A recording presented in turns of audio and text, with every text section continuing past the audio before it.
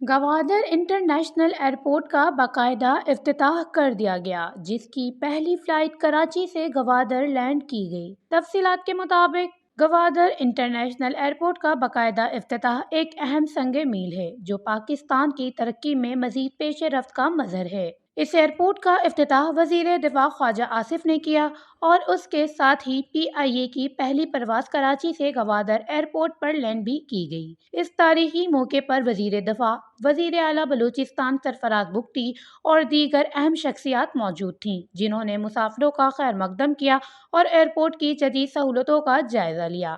New Gwadar international airport کا رن وے 3.6 kilometre طویل ہے، جو بڑے طیارے کی لینڈنگ کے لیے موزوں ہے اور یہاں ایئر بس اور بوئنگ طیارے بھی لینڈ کر سکیں گے۔ یہ ایئرپورٹ پاکستان کا سب سے بڑا ایئرپورٹ ہے جو 430 ایکڑ رقبے پر واقع ہے۔ اس کی تکمیل پاکستان اور چین کے تعلقات کی مزید مضبوطی کی علامت ہے اور یہ سی پیک کے فلیگ شپ منصوبوں میں شامل ہے۔ افتتاحی پرواز کو واٹر کینن سیلیوٹ کے ذریعے شاندار طریقے سے خوش آمدید کہا گیا۔ اس ایئرپورٹ کی تکمیل کے ساتھ گوادر کے تجارتی اور سفری مواقع میں مزید اضافہ ہوگا، جس سے علاقے کی اقتصادی ترقی اور عالمی سطح پر پاکستان کی موجودگی کو تقویت ملے گی۔ وش نیوز، گوادر، بلوچستان۔